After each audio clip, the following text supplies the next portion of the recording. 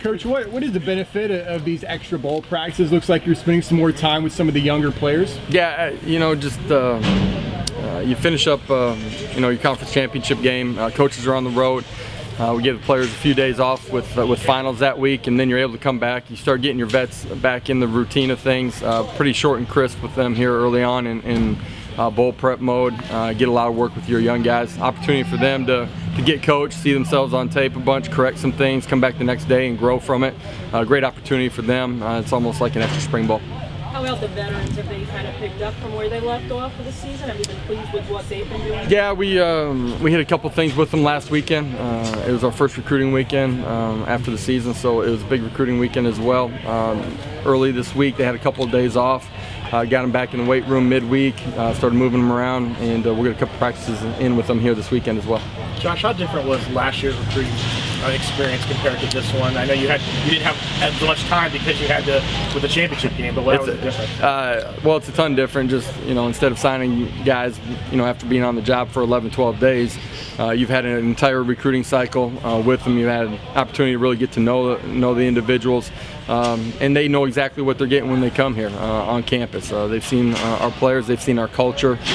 They've had an opportunity to really get to know our coaching staff as well. So dramatically different in year 2 than it was year 1. What are you hearing from some of those guys about the season you guys? I think there's great excitement. There's great recognition of our brand, our logo across college football. They're hearing us being talked about every single day, whether that's on TV or radio. I think they understand the type of championship football that we play here, and you know, because of those things, I think there's great interest, and you know, feel like we'll end up with a great recruiting class. How does your bowl prep schedule kind of lay out? You know, once recruiting is over, I mean, like when do you really start to really get into bowl prep? Into LSU, you start moving on from those things. You know, coaches have been on the road, you know, all week, and last week as well. They were back home for recruiting weekend on Friday, Saturday, but we're back on the road on Sunday. We'll move into game prep mode beginning of next week. Go ahead. Just have you been kind of watching tape of the Tigers and everything during? Yeah.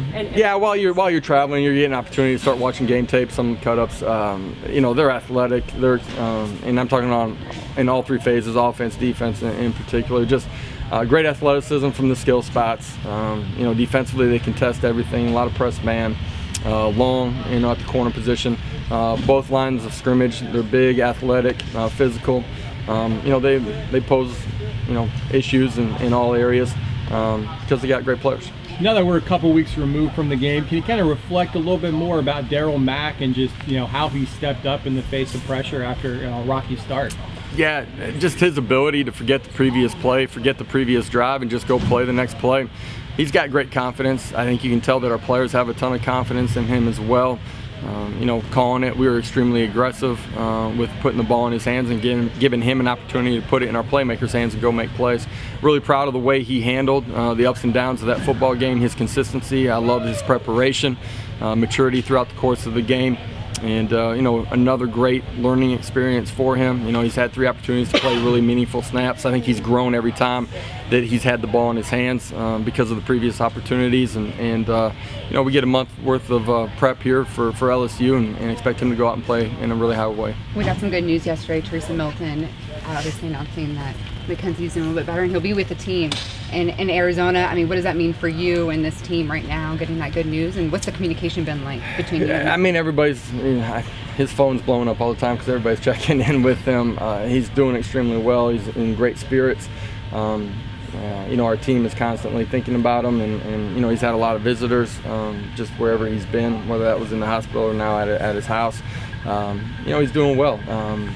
In typical KZ fashion, every hurdle that's been in front of him, and there's a bunch because obviously it's a traumatic injury, you know, he's cleared it in a really good way. So with everything that's gone on, everybody feels like it's going in a really positive direction, and he feels that way as well. And being able to have him with the team in Arizona, what does that mean? You know, he's a part of who and what we are. He's a part of our fabric, of our team culture. Just, you know, the way he interacts with our players, just what he's meant to the program. So for him and all the guys in this to be able to be a part of it, to go share in the experience, to help in the preparation. You know, he's awesome in the quarterback meeting room. the energy that he brings, the experience that he brings. I think, you know, DJ and the rest of our quarterbacks feed off of him a little bit in there as well. So I think it's a great experience for all of us and will help us. Josh, you guys, the players talked about having some downtime. You've given them some downtime. You guys didn't have much because you guys pretty much right after the game were on the road recruiting. Is it nice for you guys, maybe as coaches, to have some time off once the early signing period's over with? There isn't any time. There isn't any time off. You're hitting the ground running. You know, the next morning right after the championship game, you know, coaches were leaving town at 7 a.m. You know, they were in houses that day. It's nonstop.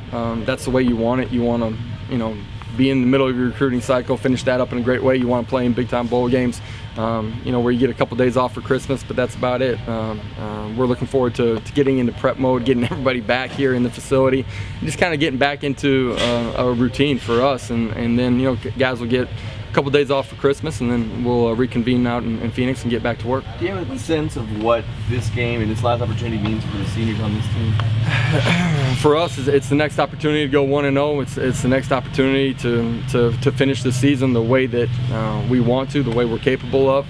I understand we're playing a great opponent. I think for the seniors, that last one is meaningful. You're going to remember that one for a long time. It'll be with you forever.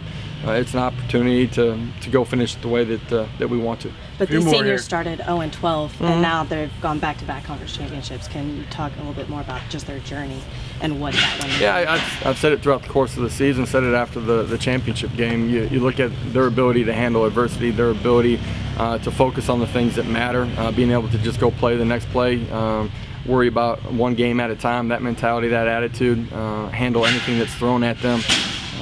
You know, they're a special group. I appreciate, you know, just the way they've embraced some of the culture that we brought in here, bought into the family atmosphere, continued to compete in a great way, and led our football team in a great way. Not too many punters kind of leave a legacy here, but oh, he's got a legacy. Yeah, that's right. I'm just wondering, you know, not sure we'll have anyone quite as animated as him ever again at that position, but what has it been like to coach Mac and just the job he's done as the punter? But done a great job as the punter. You know, I think the consistency, and not that I take it for granted, but all three of those guys, you know, Caleb is a snapper, Matt as a kicker. Those guys have been fantastic all year long. You know exactly what you're getting from them. Mac's got a ton of personality, but he's done a great job. And those guys bring maturity. They're part of that senior class that has brought great leadership and stability to our program, to our players. Been a great voice inside of the locker room. Those are all things that are invaluable to us. What are your thoughts on him cutting his hair for the Locks of Love? Afterwards, I've actually known that's going on since we got here last January. He's been talking about that. He's got a lot of locks to give, so it'll be a pretty good deal.